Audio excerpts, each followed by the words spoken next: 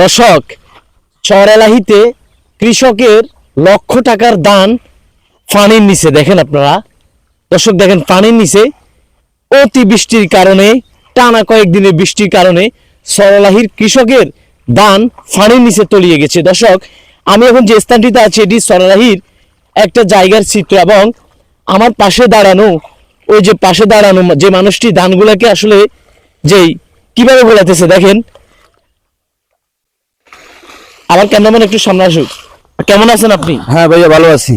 কিভাবে ভালো আছেন? আসলে আপনার এই ক্ষেতটা কি আপনার, এই জমিটা আপনার? জি, এটা আমার। আসলে যে ধানগুলোর এই অবস্থা বৃষ্টির কারণে, এখন এই ধানগুলো কি আপনি পাবেন? সঠিক ধান কি আপনি ঘরে তুলতে পারবেন এখানে?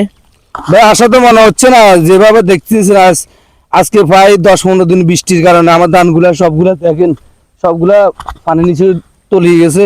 আমি মনে হয় না এই ধানগুলা যেন বাড়িতে নিয়ে দেখেন, সব ধানগুলা আমার এই কান্ডা ফুটে গেছে। আসলে আমরা কৃষকরা শ্বাস করি অনেক, আমরা ধরা খাই গেছি, আমরা এই একটা লোকসান আইতেছে আমাদের। আচ্ছা, আপনি যে ধানগুলো কেটেছেন তখন আপনার কামলার দাম কত ছিল? আমাদের এখানে কামলা দাম ছিল প্রায় 1200 টাকা।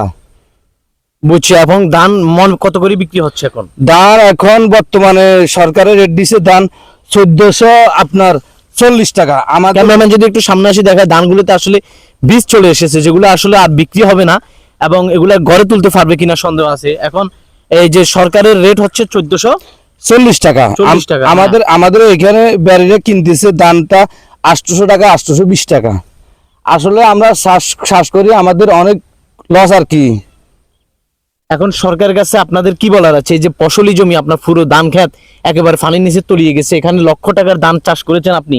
আমি মনে হয় না আমি সংসার কিভাবে চালাবো। আমি প্রায় 3 কানি জমির মতন শ্বাস করছি, দেখেন আমার সবগুলাই পানি নিচে, ধানগুলা ভরে দিয়েছে, আমি ধান বাড়িতে নিতে পারি নাই, এই আর কি আমার। এখন সরকারের কাছে আপনার দাবি কি? সরকারের দাবি আমাদের কৃষকের জন্য যদি একটু সহযোগিতা করে, বা আমাদের কৃষক, আমি না ভাই, আমাদের এলাকায় অনেক মানুষ এই সবগুলা পানির ভিতরে, অনেক মানুষের ধানগুলা পানির নিচে রয়ে গেছে, বাড়িতে নিতে পারে নাই। দর্শক, আসলেই কৃষক পুরো দেউলিয়া হয়ে গেছে।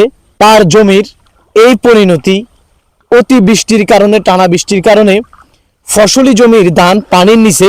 শুধু এটি চরলাহির চিত্র না, এটি নোয়াখালীর চিত্র না, পুরো বাংলাদেশের চিত্র। আমরা দেখেছি বাংলাদেশের উত্তরবঙ্গে কিশোরগঞ্জ থেকে শুরু করে অনেক জেলার পানির নিচে ধান। কৃষকের আসলে এই বছর কৃষকের দুরবস্থা। ধান ভালো হওয়ার পরেও কৃষকের মুখে হাসি নেই, কারণ তারা ঋণ কর্জ করে ধান চাষ করেছে ঠিকই, কিন্তু সেই ধান ঘরে তুলতে পারতেছে না।